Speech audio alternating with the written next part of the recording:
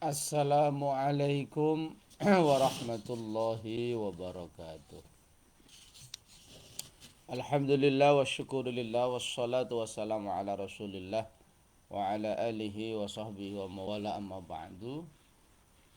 Para pemirsa yang berbahagia, Alhamdulillah berjumpa kembali dalam ngaji kitab Anwarul Basair ala Ta'liqatil Ashbah wan Nadhair karya Syekh Al-Alim Al-Alama Al-Faqih Al-Usuli Muhammad Ahmad Sahal Mahfud. Semoga kita semua mendapat barokah ilmu beliau dunia dan akhirat. Amin. Allahumma amin. Al-Fatihah. Bismillahirrahmanirrahim.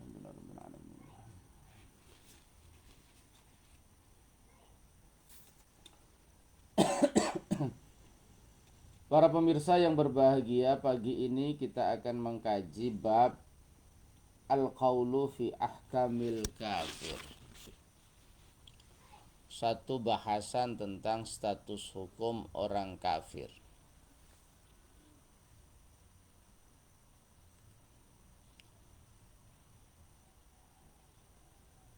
Kita tahu bahwa kajian kafir atau non-muslim ini sempat heboh pada Munas NU di Banjar ya, yang membagi orang kafir menjadi kafir zimmi yang hidup berdampingan dengan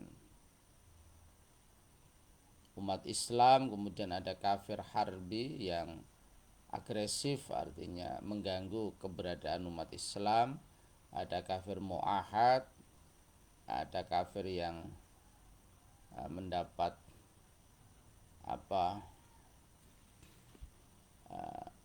terlibat perjanjian keamanan terhadap orang muslim, kemudian ada kafir musta'man yang diamankan atau yang dilindungi oleh umat Islam. Munas di Banjar 2019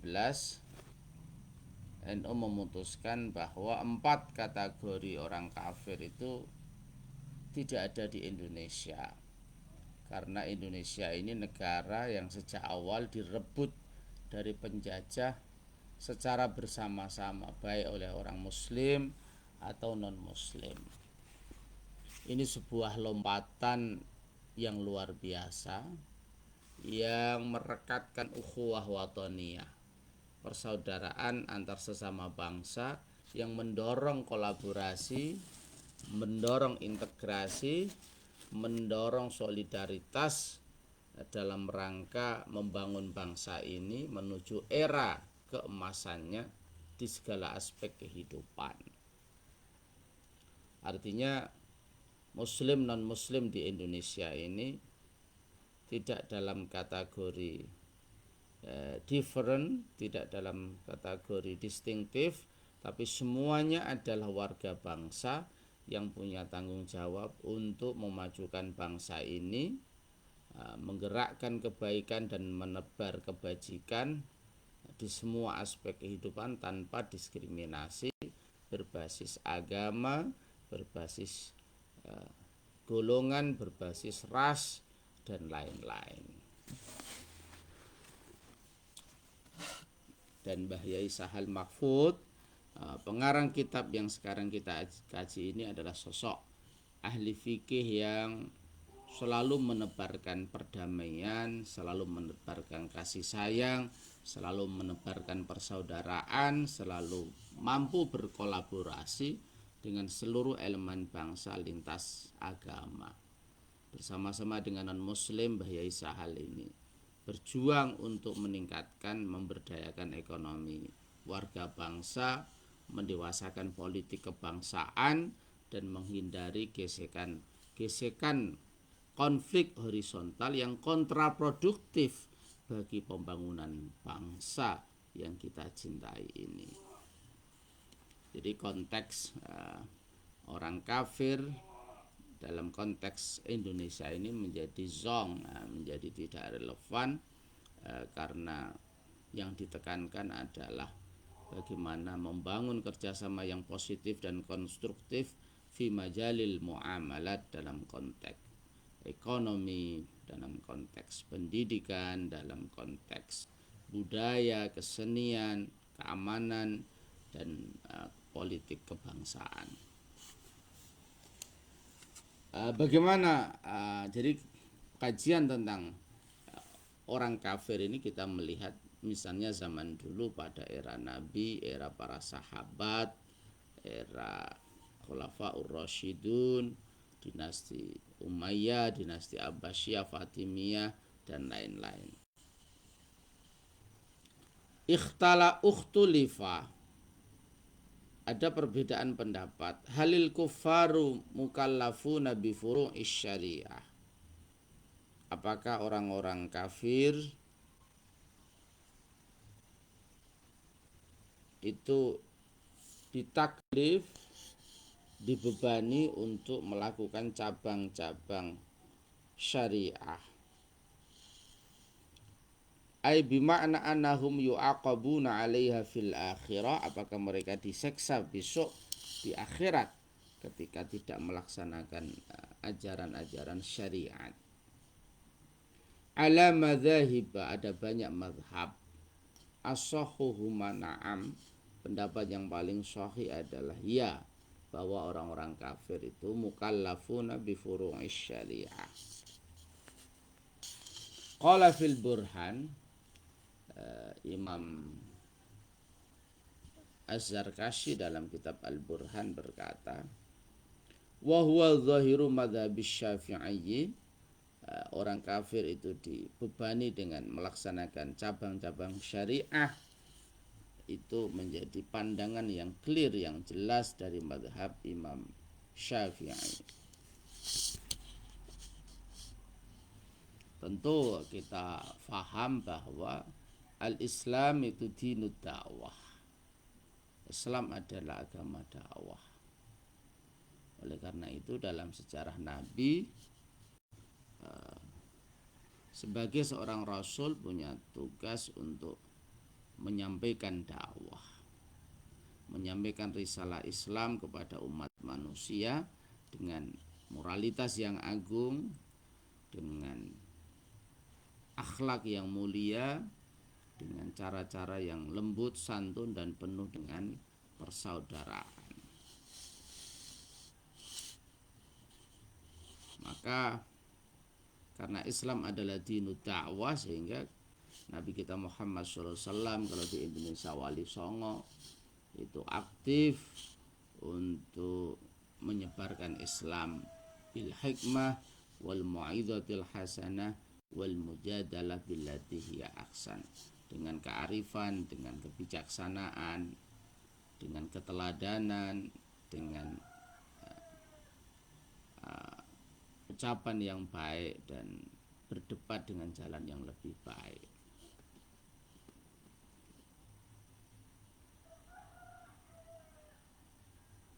Bahkan Allah Subhanahu wa taala mengingatkan kepada Nabi dalam firman-Nya, fabima rahmatin minallahi linta lahum walau kunta fazzan ghalidhal qalbi lang faddu min haulik fa'fu anhum wastaghfir lahum wasyawirhum fil amri fa idza azamta fatawakkal 'ala Allah innallaha yuhibbul mutawakkilin.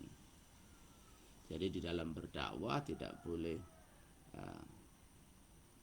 keras, tidak boleh kasar, tidak boleh dengan perangai yang membuat orang ini lari dari Islam.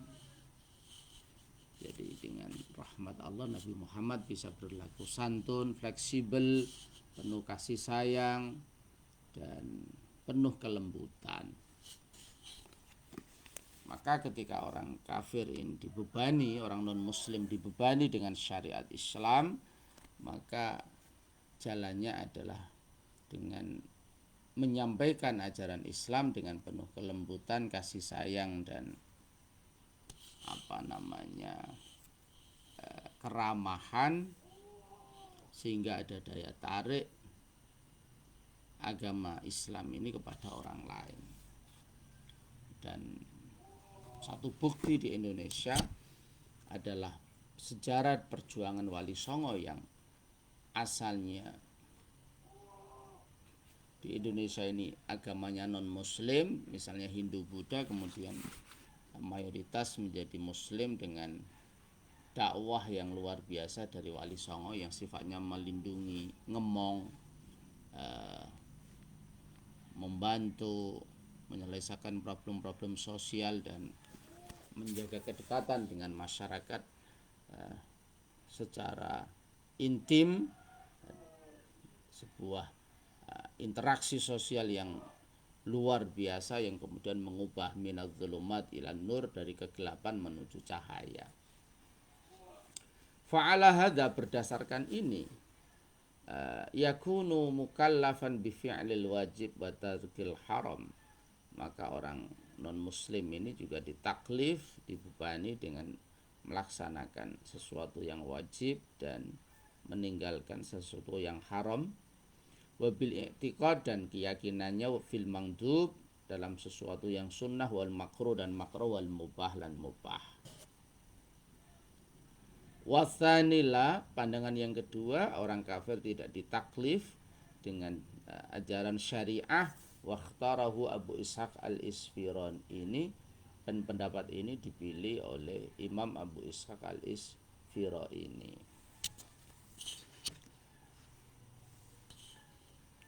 Dalam kitab Tashilut Turuqat disampaikan, wal mu'minuna fi khitabillahi qad dakhalu ila as-sabi was-sahi wa dzal jununi kulluhum lam yadkhul, wal kafiruna fil khitabi dakhalu fi sa'iril furu'i lisyari'ah wa fil ladzi bidunihi mamnu'ah wa dzalikal islamu fal furu'u tashihuha bidunihi mamnu'. Jadi masing-masing kita umat Islam punya tugas untuk tabligh risalah, menyampaikan risalah, dan ketika Allah memberikan hidayah kepada orang non muslim kemudian masuk Islam, maka itu sebuah anugerah dan prestasi yang luar biasa. Baru setelah masuk Islam diajari bagaimana tata cara berwudu, sholat, bergaul ala Islam, dan lain-lain.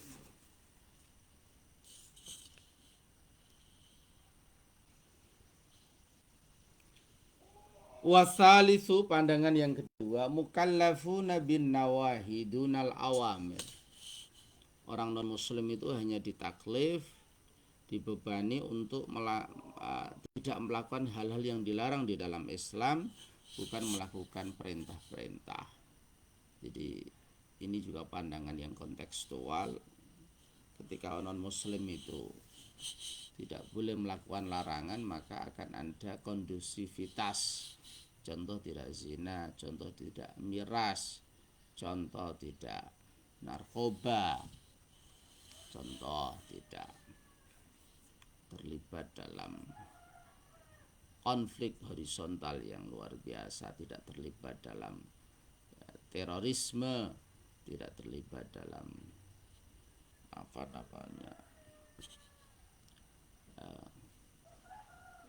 praktek-praktek politik yang korup, atau praktek-praktek ekonomi dan politik yang korup, yang penuh dengan kolusi, yang menghalalkan segala cara, menebarkan kebencian, menebarkan fitnah, menebarkan primordialisme yang mengganggu ukhuwah wataniyah atau nasionalisme bangsa ini. Warabi'u mukallafuna bima'adal jihad. Pendapat yang keempat, orang non muslim itu dibebani semua syariat Islam, baik perintah atau larangan, selain jihad. Fala, kalau amal jihadu fala limtinai qitalihim anfusahum.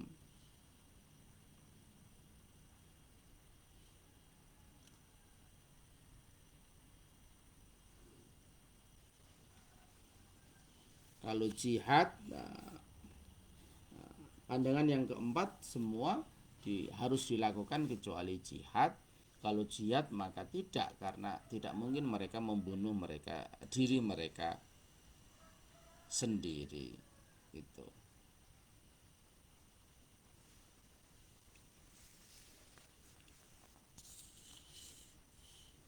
Wal khamisu al murtadu mukallafun. Pandangan yang kelima, orang murtad, orang yang keluar dari Islam imma bil qaul bil i'tiqad wal fi'li, ada karena keyakinan, ucapan atau tindakan.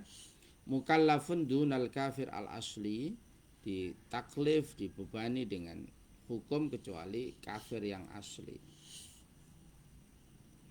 Wa qala an-Nawawi fi syarhil muhadzab, Imam Nawawi dalam syarah muhadzab berkata, ittafaqa ashabuna ala annal kafira al asliya la tajibu alaihi sholatu wa zakatu wa shaumu wal hajju wa ghairuha min furu'il Islam. Imam Nawawi dalam Al-Majmu' Syarah Muhadzab berkata, sahabat-sahabat kita Syafi'i sepakat bahwa orang kafir yang asli itu tidak wajib sholat, zakat, puasa, haji dan lain-lain dari semua cabang syariah. Was-sahihu fi kutubil usul annahu mukhatabun fil furu' kama huwa mukhatabun bi aslil iman.